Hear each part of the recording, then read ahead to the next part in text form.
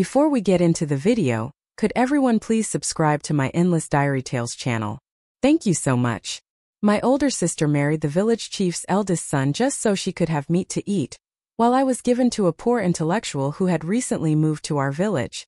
But on the day of my sister's wedding, Tom Allen had already left the village to do business and never came back. As for me, I followed David Song, who had passed the college entrance exam, back to the city. I became his wife, admired by everyone in the village, who called me Mrs. Song. My sister, on the other hand, lived like a widow. When she was caught secretly seeing another man, the village chief drove her out. My father, who always cared about reputation, beat her severely and threw her out of the house, declaring that he no longer had such a daughter.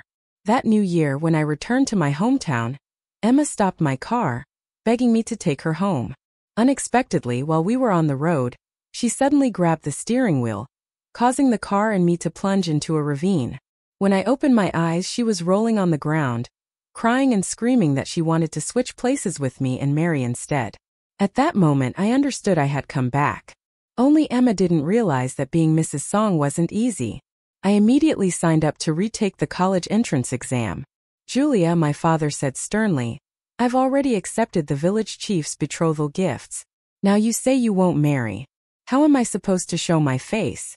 When the matchmaker came to discuss the proposal and mentioned that the groom was the village chief's eldest son, Emma immediately nodded in agreement. Everyone knew the village chief's family was the wealthiest in the village. Ordinary families were lucky to eat meat once a month, while his family had eggs every day and braised pork every few days. Father thought marrying his daughter into that family would be a blessing. I only want to marry David Song, I said. Emma, just like when we were little and fought over lemon candies, threw herself on the ground and started crying and kicking. My parents' hearts softened instantly. Get up, sweetheart, my mother said, worried. The ground's cold, you'll catch a chill. Then she turned to me without asking a single question, only saying to my father, Emma's right. The village chief never said it had to be her. Either daughter would do, right? He already gave us a cow and several dozen pounds of grain. We can't risk offending him. My father's voice hardened. Julia, listen to your parents. I answered obediently, just as I always had. But deep inside I was already making plans. There were exactly 100 days left until the summer college entrance exam. I had to use every moment to study. Last year, the national college exam had just been reinstated, and everything was rushed. None of the young intellectuals from our village passed the winter exam. This summer's test would be more formal and organized. Father had already arranged for me to meet David Song. He wanted to support the government's policy encouraging young women in the countryside to marry educated youth sent there, helping them settle down and stay. Originally, Father had planned for Emma to go, but the life of an educated youth was too hard. She refused, so I had to take her place. Emma looked at me smugly. The village chief's family is rich. You'll live in comfort. What's there to complain about? Afraid that waiting too long would bring trouble, Father went that very evening to the youth team to arrange the marriage. They decided the wedding would be held 3 days later with just a few banquet tables. Mother took out the only sandalwood jewelry box in the house to use as Emma's dowry. On Emma's wedding day, I went with everyone to the youth team's quarters for the celebration. That was when I saw David Song again. Looking at him, I couldn't help but remember my past life. After marrying him, I realized how weak he truly was, slow and clumsy with farm work. To give him time to study, I not only washed and cooked for him every day, but also took on his share of the labor. In summer, I worked under the scorching sun, pulling weeds and harvesting rice. In winter, when the wind cut like knives, I still dug the frozen soil to plant vegetables. My hands were covered in blisters and cuts. My shoulders were rubbed raw by the carrying pole until 2 layers of skin peeled off and stuck to my shirt, leaving deep scars. All I could do was go to the small clinic, apply some ointment and keep working. The food rations for the educated youths were far too little. There was only some coarse cornmeal and wild greens to eat. The bits of meat and eggs I managed to get in exchange for labor points were all saved for David. As for me, I could only drink thin corn porridge to fill my stomach. At that time, all I wanted was for him to pass the college entrance exam. No matter how much suffering I endured, I didn't mind. Just a few gentle words from him could make me forget all my exhaustion. But after we returned to the city, he said he wanted to stay in the dormitory so he could focus on studying. In a whole month he barely visited me once or twice. He left me at his parents' house, where I had to bear their disdain and live under their constant criticism, treated like a servant. Not wanting to depend on them, I went out to find work. Only after I started earning money did their attitude toward me soften. Once, I gathered all my courage to visit David at his university, bringing along some food and small gifts. But there I saw him walking hand in hand with another girl, laughing and chatting as they strolled across the campus. I recognized her immediately. Her photo had always been tucked inside his books. "Julia, my dear," Emma's voice from the past echoed in my mind. I wondered if you could survive this kind of life. That day, everyone in the village had gone off drinking. My mother told me to stay home and keep Emma company. She was wearing a red cotton blouse, sitting in a shabby little room that barely fit a wooden bed and a small cabinet. The youth team's dormitory didn't have enough space, so her newlywed room was a rented house from a villager, but it was only a single old room with a leaky roof. Every time it rained, water dripped everywhere, and she had to walk more than 10 minutes just to reach the restroom. I remembered living there in my previous life. Every time it rained, water poured through the roof, and we had to use bowls and basins to catch it. David didn't know how to fix the roof, nor would he let me ask anyone for help. Emma glanced around the cramped little room with obvious disgust. "My room at home is bigger than this dump," she said. But when she noticed the bookshelf by the bed, her lips curled into a smug smile. "Julia Tran, you deserve to stay in this godforsaken place for the rest of your life. I'm going to the city soon to eat well, dress well, and live the life he never will." I pretended not to understand. "Sister, is my brother-in-law going back to the city soon? I haven't heard of any policy allowing that." Seeing that I didn't know anything, she raised her chin proudly. "What do you know? The college entrance exam is being reinstated. Once he passes, he can return to the city, live in a big house, drive a car." "Really? That sounds amazing," I said softly, though a faint smile tugged at my lips. "So David's song might actually pass this time, huh?" When my wedding day came, the entire village buzzed with excitement. The dowry was lavish for that era. 3 valuable household items and one that made sound. It meant the dowry was rich and respectable. Back then, those 4 things were a bicycle, a wristwatch, a sewing machine, and a radio. Of course, they weren't prepared by my family. The village chief brought them as part of the groom's betrothal gifts. The wedding feast had 7 or 10 full tables. Not just peanuts and fruits, but steaming hot rice and hearty soup. My parents even handed out red-dyed eggs to every household in the village. Everyone praised them endlessly, and my father's face beamed with pride. Amid the bustling wedding procession, I finally saw Tom Allen. His face was cold as stone. He was nothing like David's song. David was thin, bookish, and frail, while Tom was tall and broad-shouldered with sunburned skin and sharp, defined features. His whole body was muscular and tense. He looked like he could knock someone out with a single punch. I couldn't help but feel afraid of him. I had once seen him beat a wild wolf to death with his bare hands when it tried to attack him. My body went rigid as I downed the ceremonial wine in one gulp. "Come on, Tom. Give her a kiss," one of the villagers shouted, laughing. "You're a lucky man. Your bride's a beauty." My face burned red, but soon the room fell silent. The rowdy young men shrank back, cowed by Tom's icy glare. No one in the village dared to cross him, and certainly no one would dare ruin his wedding night. Later, he looked at me, his dark eyes steady and serious. "I'm thinking of leaving the village to make a living," he said. "Do you want to come with me?" Tom Allen hadn't planned on marrying so soon. Ever since a scrap collector had passed through the village, he'd started thinking about going out to do business. But when he mentioned it to his parents, they were terrified. "You want to smuggle goods?" his father had shouted. "Absolutely not. You're not going anywhere. If you step 1 foot out of the village," Tom's father had shouted, "then this family no longer has a son named Tom Allen." Our village was small and closed off, untouched by any new ideas from the outside world. To them, farming was the only honest way to live. Anyone who wanted to leave and do business elsewhere was said to be possessed by demons, and would be gossiped about behind their back. Tom was an only child, spoiled and doted on since he was little. No one expected that this time he'd be locked up at home, watched closely by his parents. They even invited a matchmaker right away, hoping to tie him down with marriage so he wouldn't leave. I knew that if I refused to marry him by the next morning, he would run away on his own. "No, I'm not going," I told them firmly. "I won't go." It was a steady, deliberate refusal. Tom pressed his lips together, turned his back, and walked away without a word. "Wait," I called out. "Let me think for a moment." He hesitated, stopped for a few seconds, but still kept walking. I couldn't help myself.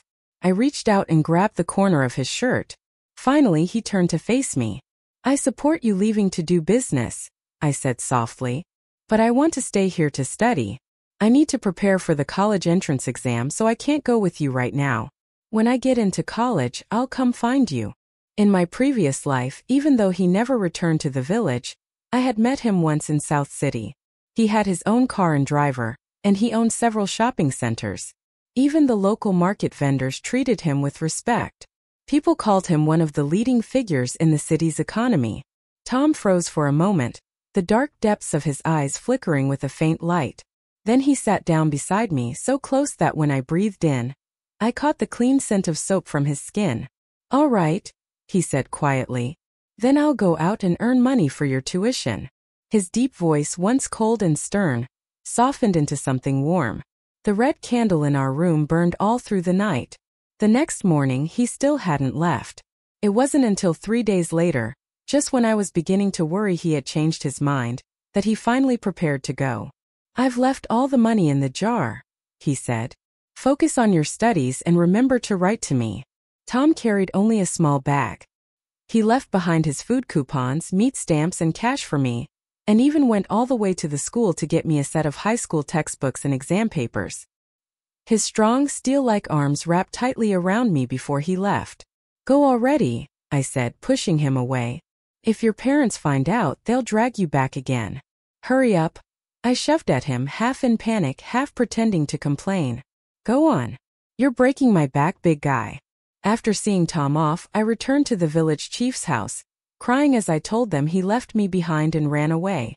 My father-in-law, Mr. Allen, was furious and stormed into the room while my mother-in-law wiped her tears and gently comforted me. From that day on, they treated me even better. Knowing that I wanted to study, they cooked new dishes for me every day. Sesame pancakes, dumplings, steamed buns with braised pork, even sweet braised pork belly. My mother-in-law took out her own barley milk powder and mixed it into a drink for me. "This is good for your health," she said with a smile. "Just one small can cost 40 yuan. My own family could barely earn 50 yuan in an entire year. In my past life, when I'd been in the city, I never dared buy it for myself. I'd only ever used it as a gift for others. Now that everyone in the village had gone out to work, I was preparing to go to the fields to cut grass. But my father-in-law, being the village chief, took the sickle from my hand and told me to report to the tool shed instead. When I arrived, they assigned me to manage the village's farming tools. All the villagers' tools were kept in one place, taken out in the morning, and returned in the evening. It was an easy, comfortable job. No need to work under the sun or in the rain, and it didn't take much effort. After a quick explanation, I picked it up right away. As soon as the warehouse keeper left, a young woman with 2 braids, Nancy Wu, leaned in close and whispered in my ear. "I heard the village chief gave the warehouse manager 2 packs of Phoenix brand cigarettes to get you this job. You're lucky. Even though your husband's not home, your in-laws treat you well. Don't go doing anything foolish, okay?" I smiled and thanked her. In a small village like ours, even the tiniest rumor couldn't be hidden, let alone something like me being newly married and my husband already gone. After distributing the tools for the day, I took out my high school textbooks to study. In my past life, when I followed David's song back to the city, he had always looked down on me for being poorly educated. This time, I was determined to study hard, starting from middle school and working my way up again. I studied hard and finally earned my high school diploma. But in the end, it didn't matter. Love can't be forced. No matter how well I studied, in David's eyes, I was still just a country girl, someone who would never compare to the woman he kept in his heart. Now, I wasn't studying to please anyone. I studied because I wanted to pass the college entrance exam with my own effort. To live on my own 2 feet, To never depend on anyone again. Without me cleaning up after him, David wouldn't have had time to study at all. He worked all day in the fields. How could he have ever kept up with his books? Suddenly a sharp, angry voice interrupted my thoughts. Why don't I have a pair of gloves? The shout startled me so much that I nearly dropped my pen. It was Emma. She stood at the doorway of the tool shed, her eyes wide when she saw me sitting there. In my previous life, she had been the one working in this position, but she'd always been resentful, lazy, half-hearted, skipping work. Within days, she was fired from the role my father-in-law had begged the village chief to give her. Julia, give me 2 pairs of gloves. They'd better be brand new, she demanded. They're all gone, I said calmly. You're too late. People lined up early this morning. By 9 o'clock, everything was checked out. She scoffed. Don't act innocent with me. If it weren't for me giving up my spot, you wouldn't be living so comfortably now. Emma glared at my new clothes, then at my crossed legs and the book in my hand. Her face twisted with fury. I'm living worse now than before I got married. I eat corn cakes and watery porridge every single day. David may be gentle and educated, but he's useless. He can't do anything except read. I have to do all the housework and field labor by myself. I looked up at her coolly. You were the one who insisted on marrying David's son. What's the matter? Regretting it now. I'm not like you. Lazy and greedy, she snapped. You only married into the village chief's family because they have money. I married David because he's intelligent and hardworking. I don't regret it. I gave her a slow smile. You sound like you're giving a speech, Miss Emma. Good for you. Stand tall and proud. Not like those women who only chase after wealth. She's right, said Mrs. Brown, the widow from next door. Her husband had died young, leaving her poor and struggling to raise her family alone. The other women in the village respected her deeply. Soon the other women chimed in, praising Emma for being honest and hardworking. A shining example for everyone. Emma's face lit up with pride at the flattery. You're amazing, I said with mock admiration. Cutting grass so fast and so well without gloves. Impressive. She opened her mouth to argue, but Mrs. Brown turned her away, muttering, What do you need gloves for? Only delicate city girls wear them. Bare hands are faster. Come, I'll show you. When everyone had left, I shut the window, plucked out a strand of gray hair, and went back to my math problems. Later that day, word spread that Emma had cut her hands dozens of times while working and still couldn't finish her quota. Her rations were docked as punishment. The grass in the fields was thick and sharp, and Emma's hands, soft and smooth from years of easy living, couldn't compare to Mrs. Brown's callous skin, toughened by decades of farm work. The next day, the whole village was gossiping again. The story was that Tom Allen had abandoned me because I wasn't good enough for him. When I went to work, people stared at me with pity or contempt. A few women who were friendly with Emma made a show of standing near me, talking loudly. Some people think they're a phoenix when they're just a barnyard hen, once sneered. Turns out no one even wanted that phoenix. Haha. Lisa Hill, Mrs. Brown's daughter, had once liked Tom and even sewn clothes to gift him. But when she'd offered them, he'd simply asked, Who are you? And walked away. She cried for days after that. Couldn't even keep her own husband. Another woman scoffed. So embarrassing. And look at her dressing up like that. Who's she trying to seduce now? That last comment came from Mrs. White, the second widow in the village, who saw every other woman as a potential threat to her man. Nancy Wu, who had been helping me in the tool shed, slammed the window shut with a loud bang. There's such gossips, she muttered angrily. I handed her a pork and mushroom bun my mother-in-law had made. Don't be upset. Here, eat this before you make yourself sick. I'm fine, she said, waving her hand. But I stuffed it into her mouth anyway. She finally smiled and began chewing in small, careful bites. Lisa Hill and Mrs. White caught the delicious smell of the bun. Seeing me still calm and unbothered, they grew irritated, stomped their feet, and stormed off. I returned to my desk. There were still a few math problems I couldn't solve. So after work, I decided to head to the youth team's quarters to ask for help. The moment I stepped into the youth team's quarters, the educated youths inside exchanged glances before all turning to look at David's song. In the past, I had always come here to find him, bringing food and a few small gifts. Everyone had assumed that I would marry David, but instead I had married someone else. David clearly thought the same, his face twisted with disdain. You've climbed high now, haven't you? Don't come looking for me again. I thought you were different from those shallow country women, but it turns out you're just another one chasing wealth. He must have heard from Emma that I had stolen Tom Allen from her, while she, out of admiration for David, had nobly married him instead. That was what everyone believed, and no one cared to hear my side of the story. The leader of the youth team, Mark Ye, smiled awkwardly. Oh, Emma, are you here looking for your sister? He asked. She's not here right now. I shook my head. No, Captain Ye. I came to ask you about a few math problems in my previous life. Mark Ye had gotten into Peking University. He had been the brightest among the youth team. At first, he probably thought I was using questions as an excuse to see someone, so he explained half-heartedly. But when I pointed out the exact steps where I got stuck, his attitude changed. He realized I was studying seriously. From that moment, he was genuinely pleased. Finally, there was a girl in the village who cared about learning. He lent me his notebook and textbook so I could copy them, and even gave me the previous year's college entrance exam to practice. Julia, study hard, he said. The world beyond this village is much bigger than you think. From then on, whenever I didn't understand something, I went to him for help. Each time, I brought him roasted pastries or meat buns to improve his meals.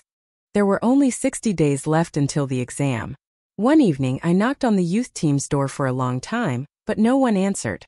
After a while, someone finally came out. It was Emma, leaning lazily against the door frame, looking at me with contempt. Well, Julia Tran, don't you have any shame? Always shoving yourself in among a bunch of men. They study together every night, I said evenly. There are girls there too. I only come to ask questions. What's wrong with that? She sneered. Study? You haven't even finished high school. And you're dreaming about college. Keep dreaming in broad daylight. I wasn't surprised she knew. My desire to take the exam had become difficult to hide. After all, I spent my days poring over high school materials and old tests. Even Captain E knew. Back then, there had been a school in the village, but the tuition was expensive. My father had only paid for Emma to attend high school, telling me there was no money left. Emma had skipped classes to go fishing or watch movies, and in the end she never even graduated. Suddenly, before I could react, she snatched the stack of books from my hands. Her face twisted with anger as she began tearing the pages apart, as if she were destroying something sinful. I lunged forward to grab them back, but then I heard a voice. What are you doing here? It was David's voice. He wasn't talking to me but to Emma. If I hadn't come, she shouted, how would I know you've been hanging around this cheap little everyday? Emma hurled the torn books at him, the shredded pages scattering across the ground. I bit my lip, my eyes stinging, and turned to Captain Ye. She said I was shameless, I whispered. I'm sorry for causing trouble, Captain. I won't come here again. Before anyone could say another word, I ran off. David looked down at the papers on the ground, my neat handwriting still visible through the torn edges. Then he turned toward Emma, who stood there in her floral dress, crying so hard her nose turned red. For the first time, he raised his voice and argued with her loudly. But I didn't see that part. I was already gone. By the next morning, the story had spread all over the village. No matter what they had actually argued about, everyone believed it was because of me. Rumors flew. People whispered that I had tried to seduce David, that I was shameless, that I was the reason for their fight. Even my in-laws began hinting that I should stop visiting the youth team to study. I agreed without protest. There was no point in explaining. But after that incident, the girls in the youth team grew kind to me. They all knew how hard I had worked to get this far. Whenever the holidays came around, they'd invite me to study with them. Every time the girls from the youth team visited, they would bring me captain's notes and copied lessons, afraid I might feel awkward coming there myself. When there were only 30 days left before the college entrance exam, my parents suddenly sent word for me to come home for dinner. The moment I stepped through the door, I saw Emma and David already sitting inside. My father's face instantly darkened the moment he saw me. I had barely set down the 2 bags of dried peach pastries I brought before he let out a cold snort. You unfilial girl. Get down on your knees. What did I do wrong? I asked, standing tall by the doorway. I wasn't the obedient, fearful daughter I once was. You've brought shame to this family, he shouted. I can't even look people in the eye anymore. Your husband's not home, yet you keep running to the youth team. Your sister was kind enough to remind you, but you went and made her and her husband fight. Now everyone in the village laughs at me. You have a good life, good food, good clothes, and that still isn't enough. You even have the nerve to seduce your own sister's husband. As he shouted, he threw his teacup at me. The shards cut into my ankle, a sharp pain burning like fire, but all I could do was laugh, bitter and angry. Father, I said, my voice trembling with fury. You forced me to marry the village chief's son because you couldn't bear to give up the betrothal gifts, and now you're acting like I took advantage of something. He slammed his hand on the table. Watch your tone. No matter what, you're living well now. You should think about your sister. You wear new clothes every day. Have you given her any? You bring food to those damned educated men. But do you ever bring anything home for your parents? Do you even care about your own family anymore? Emma jumped in right away, pretending to sigh. My little sister's so fancy now. She even uses face cream. I haven't even seen what it looks like yet. The moment she said that, my mother stormed toward me. She searched my things and found the small jar of face cream along with a tin of hand lotion and my silver bracelet. She handed them all to Emma. Thank you, Mother, Emma said sweetly, slipping the bracelet onto her wrist before stuffing the rest into her bag. I had always known my mother favored her, but I never expected it to be this blatant. I didn't want to cry, but my throat burned and tears started falling uncontrollably. In my previous life when I had married David, we were dirt poor. We never had enough to eat or wear. Whenever I visited home, my mother would complain that I came too often and ate too much. She'd even tell me not to bother cooking if I was so hungry. Emma used to claim she brought me steamed buns, but she would toss them on the ground as if feeding an animal, and my parents never once told her to treat me better. And yet now, after marrying David, she came home every few days for meals, even taking food back with her shamelessly. My heart grew colder with every passing moment. All I wanted was to leave this village forever and never return. I turned to go, but Emma grabbed my wrist. Oh, Julia, she said, shaking my hand so that the silver bracelet clinked. This bracelet? Who gave it to you? Surely not that husband of yours, right? He's been gone for ages. Did some lover give it to you? David's mouth twitched as if he wanted to speak, but he said nothing. I lifted my head to glare at Emma, my eyes still red from crying. No one, I said coldly. Don't push your luck. Who would believe that? She sneered. But I get it. You must be lonely, living all by yourself. She toyed with the bracelet on her wrist, smirking. Once my husband passes the college exam, I'll have all the jewelry I want. For some reason, Emma had complete faith in David's talent. But that only made him more determined to prove her right. My mother, hearing this, suddenly raised her hand and slapped me hard across the face. You shameless girl, she shouted. How dare you lie with another man? My face burned with pain, my cheeks swelling instantly. I held my hand against it, staring silently at the group before me. From now on, my father said coldly, this family has only one daughter, Emma. You are nothing to us. My mother looked ready to strike me again, her hand raised high. But before it could fall, a strong, warm arm pulled me back. Don't be afraid, sweetheart. I'm home, a deep voice said. My face pressed against a broad chest, and the tears I had been holding back finally burst free. Pain I could endure, but kindness, that was what broke me. Tom Allen gently stroked my head, his hand warm and steady, patting my back as if comforting a child. Your brother-in-law's back, huh? My mother said awkwardly. The girl didn't mean any harm. Just scold her a bit and let it go. At that, Tom Allen released me and turned toward Emma. He extended his hand, his expression calm but cold. Facing the tall, striking man before her, Emma's face flushed red. But his next words came out sharp as ice. That bracelet, he said flatly. I gave it to Julia. Give it back. Who wants it anyway? She muttered, her face burning with shame. Still, she didn't dare throw it on the floor. Tom took the bracelet from her, then carefully slipped it back onto my wrist. When he looked down at me, I could see how travel-worn and tired he was, and my lips trembled. I nearly burst into tears again. "You're beautiful even when you cry," he said softly, brushing his thumb across my cheek. "But don't cry anymore. You'll make your eyes swell." His warm fingers wiped my tears away slow and gentle. My parents' expressions changed instantly. They both forced polite smiles. "You're back, son-in-law. Why didn't you tell us in advance? We didn't prepare anything to welcome you." Tom tilted his head slightly, his voice polite but cold. "No need. You both said Julia was no longer your daughter. Naturally, that means I'm not your son-in-law either." And with that, he took my hand and led me out of the house. My parents ran after us to the doorway. My father stomped his foot furiously, turning on my mother and Emma. "This is your fault. Always running your mouths. Look what's happened now." Tom carried me inside our room and unpacked the gifts he brought from the city. Hair clips, dresses, sweets, milk candies, and imported cookies. His efforts to cheer me up finally made me laugh through my tears. Only when I smiled did he pull me tightly into his arms, whispering how much he had missed me. "Tom, it's the middle of the day," I protested, feeling his hand slipping around my waist, growing bolder by the second. I pushed at him weakly. "Stop it, please."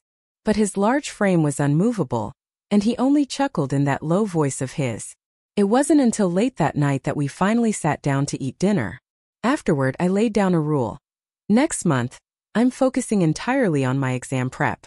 You're not allowed to distract me." He laughed, promising to behave. When he left again, he brought back big bags of gifts for the villagers. Cloth, soap, candies, and small trinkets. Word spread quickly that he was doing well in business. Neighbors came one after another to ask how he was making money, some even begging him to take them along next time. The rumors about me being scolded and shamed at my parents' house died out almost immediately. The gossip evaporated just as fast as it had started. The villagers were so easily swayed. It only took one good deed, one glimpse of success, and they changed their tune completely. No one had imagined that my own sister Emma had been the one to spread those lies about me. Emma was livid, burning with jealousy. Why was it that in this life when I married Tom Allen he came back again and again, while in her past life after she married him he never returned at all? Back then, when he first mentioned going out to do business, she had turned on him instantly, sowing discord between him and her father. The village chief nearly broke Tom's leg, even confiscated his travel papers and money. But this time after Tom left, he often wrote letters and sent them back, letting everyone know he was safe. Seeing that he wasn't in any danger, even the village chief stopped objecting. Every day, Tom went to work the fields in my place so I could study in peace. My in-laws stewed chicken soup to nourish me and even cooked separate meals, bringing them directly to my room so I wouldn't be disturbed. Everyone in the village knew I was preparing for the college entrance exam. Many were waiting for me to fail, while others put their faith in David's song, flattering him openly. Emma, of course, looked pleased about that. But David no longer had the calm, studious life he once did. Every day he worked in the fields until dark, then came home to suspicion and interrogation. Emma constantly accused him of still caring about me, and forbade him from talking to any other woman. I knew none of this firsthand. I barely left the yard anymore, focusing entirely on my studies. One night I asked Tom quietly, "Do you really believe I can pass the exam?" He smiled.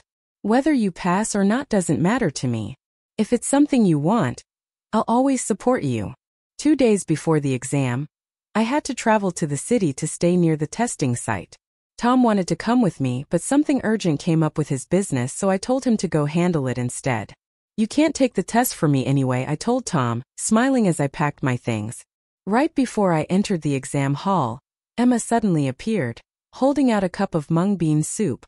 "It's so hot today," she said sweetly. "Drink this before you go in. It'll keep you from getting heat stroke. But if you actually pass the exam, the ancestors will be laughing in their graves." Her voice carried that same false kindness I'd grown used to. "You can do it, right?" she added, smiling faintly. I glanced at her. Around us, many examinees were also holding similar cups of mung bean soup, probably bought from the breakfast stall outside the school gates. It was early June, the kind of heat that soaked your clothes in sweat even before noon. "Thanks," I said calmly. "I'm going in now."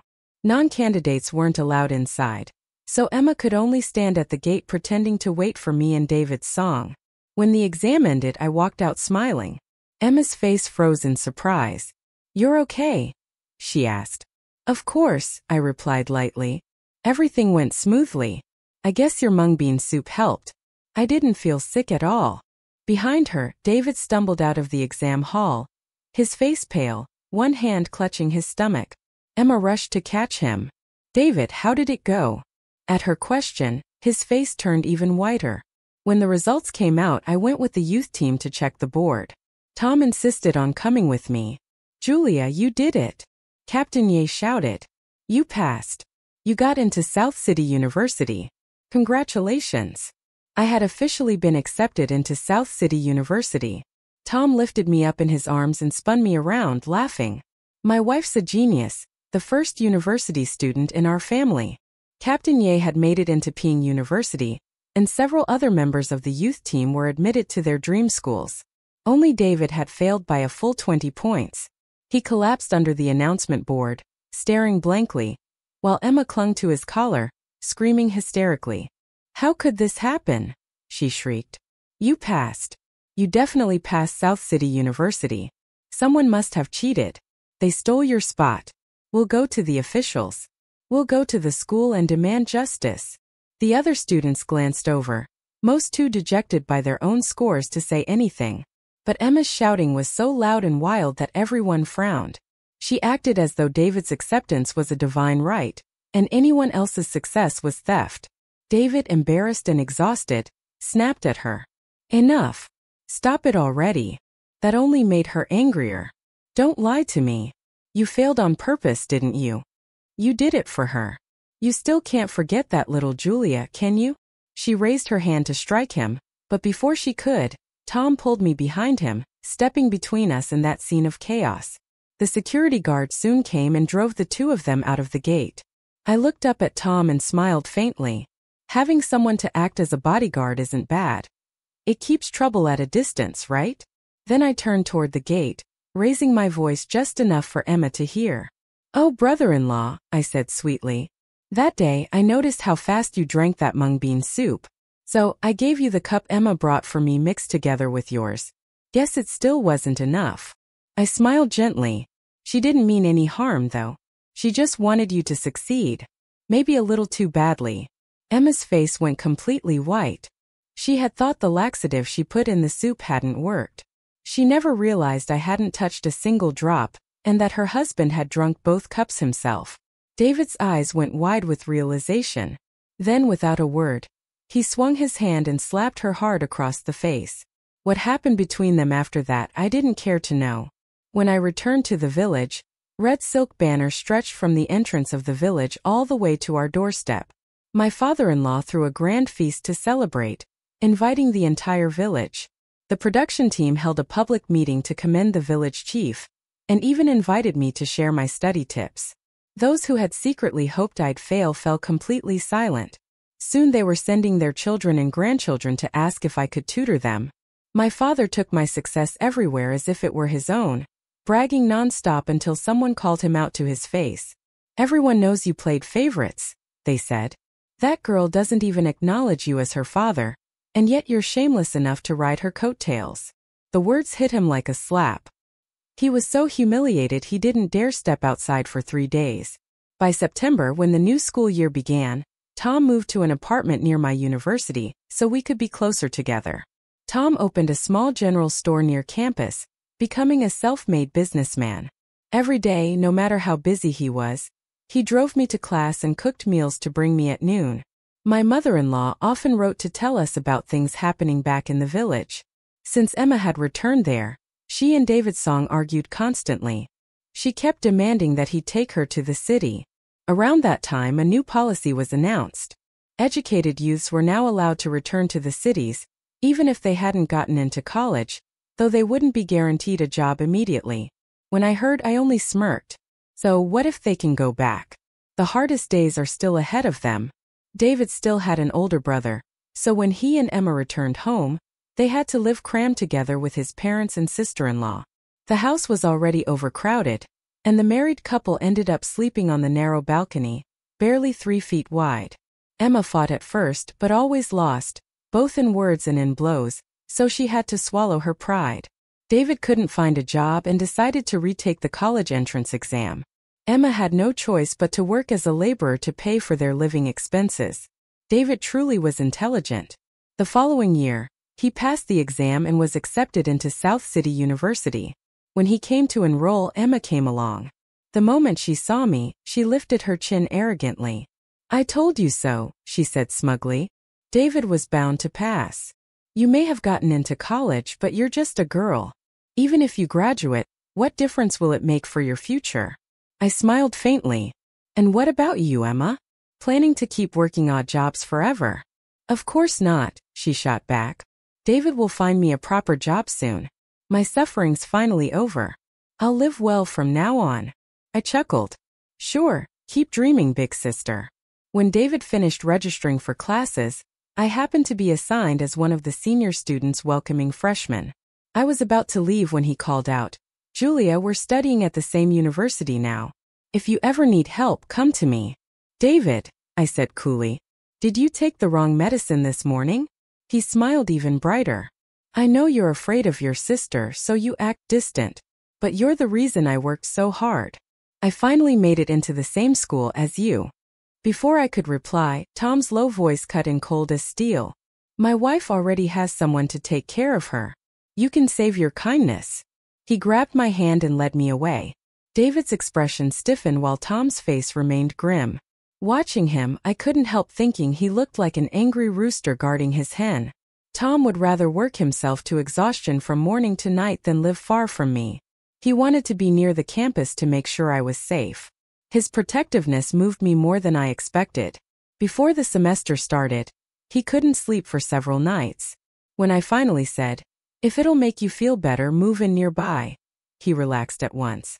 As I looped my arm through his, I teased him. "Jealous again?" he grinned. "Then from now on, you're not allowed to talk to him at all." "All right," I said playfully, "but only if you take me to the movies later." That was enough to make him laugh again. College was a precious opportunity, and I cherished every moment. I studied diligently, graduated smoothly, and passed my interviews to work at the Provincial Department of Education. Meanwhile, Tom's business flourished.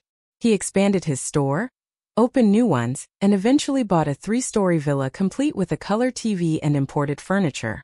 My coworkers often warned me, "You should keep an eye on your husband. Rich men tend to go astray." I just smiled and said, "I know." But deep down I couldn't help feeling weary. Even after becoming a wealthy man, Tom never lost his possessiveness. He still lacked a sense of security. He even set a curfew for me. If I went out with friends, he insisted on driving me himself. He'd often ask, "Do you think I'm inferior to anyone?" When news spread that I had moved into a villa, Emma showed up again, this time bringing David and our parents. She looked around the house, eyes gleaming with jealousy. "A daughter should take care of her parents in their old age," she said sweetly. "Isn't that only right? If you don't let them live here, I'll report you to the Department of Education for being unfilial." In this society, filial piety was everything. If they made a scene at my workplace, no amount of explanation would clear my name. My father, proud as ever, couldn't bear the thought of losing face. So I calmly gave them 2 options. "Either you stay here and never return to the village," I said, "or you take 100,000 yuan and go back to build a new house. You'll have something grand to show off to the neighbors." It didn't take them a second to decide. They chose the money. After all, what could be more satisfying than showing off to everyone back home? Emma, on the other hand, was crushed. All she could do now was cling to the hope that David would someday earn enough for her to live in a villa, too. David graduated, became a university lecturer, and seemed to have found stability in life. But that happiness didn't last long. Before long, I started hearing whispers. They said he had reconnected with an old childhood sweetheart named Vivian Tan, the girl for whom he had once volunteered to go to the countryside years ago. She hadn't waited long before marrying someone else, but now she was divorced with a young daughter and had come back to David for help. He paid her, gave her money for living expenses, and even found her a job. Eventually, He brought her and her daughter into his home, claiming he had adopted the child as his own. When Emma found out, she completely lost control. In a fit of rage, she pushed Vivian down the stairs. David, furious, dragged Emma to the hospital to apologize. No one knew exactly what happened inside that room, but when she came out, there was a bright red handprint across her face. She ran all the way back to the village, crying and begging my father to defend her. But what use was a useless daughter compared to a university lecturer's son-in-law? My father didn't even hesitate. He kicked her out that very night. That weekend, while I was home alone, someone started knocking on my door nonstop. When I opened it, David stood there holding a fruit basket. "What are you doing here?" I asked sharply. For safety, I didn't let him inside. "Whatever you need to say it here." "Julia," he said, forcing a smile, "I heard you've been promoted to department head at the Education Bureau. Could you maybe talk to my university for me?" So that was it. Someone had reported his inappropriate relationship, and the school had suspended him pending investigation. "I can't help you," I said curtly, moving to shut the door. He panicked, shoving his foot in the doorway. The pain made him wince, but he didn't move. "Julia, please. You have to believe me. There's nothing between me and Vivian." "I'm not your wife," I said coldly. "Whether I believe you or not doesn't matter." He clenched his fists. "You used to like me. You used to bring me food before I got married. It was Emma who ruined everything between us." "Stop deluding yourself," I snapped. "I never liked you." David's jaw tightened. "You think your husband's a good man? You really think he loves you? He bribed people at South City University years ago to keep tabs on you. Every time he talked too long with another man, he'd show up to scare them off." "I know," I said calmly. Just 4 quiet words, but they struck him harder than a slap. "I'd rather have a man who loves me obsessively," I said softly, "than one who keeps 2 hearts." David stared at me speechless before turning away and walking off in silence. When I closed the door, I realized Tom had been standing quietly at the end of the hallway the whole time. He smiled as if nothing had happened. "I bought pork ribs on the way home. Do you want them braised or sweet and sour?"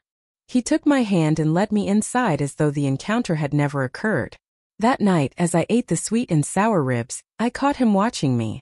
His gaze was calm but deep. I remembered that day long ago, when the matchmaker had first mentioned the village chief's son, and Emma had immediately agreed to marry him. "Are you trying to get away from me?" Tom asked suddenly. We spoke at the same time, both startled by the other's question. "So you heard everything?" I said softly. He nodded. "You're pretending you don't care, but I know you. You're just holding it in. The moment I let my guard down, you'll drift away." He wasn't wrong. He knew I'd already retaliated against Emma, and that I'd been willing to cut ties with my parents. I wasn't someone who endured quietly. I met his eyes. "You're not the only one who knows things. I know about the time you and your buddies jumped that senior who was pursuing me. I know you set up that sleazy director who tried to harass me so he'd lose his job." Tom blinked, caught off guard. I smiled faintly. "As long as you keep loving me, I'll never leave." His face softened, his voice low and tender. "Then I'll love you with everything I have, my beautiful wife." In the end, David wasn't fired, but his career was over. He was pushed to the sidelines with no chance for promotion again. As for Emma, she was deceived by Vivian, who lured her all the way to Gwanga under the pretense of a business opportunity. There, she was mistaken for a beggar and beaten so badly she was left crippled. David couldn't divorce her after that. A disabled wife meant a lifetime of obligation. Vivian didn't get what she wanted either. She married a wealthy man in Guangdong, nearly 60 years old. But when he died, all his property went to his first wife's children. She ended up with nothing. And me, I lived a long, peaceful life beside Tom Allen, the man who loved me with fierce devotion. My own life blossomed beautifully, brighter than I had ever dared to dream.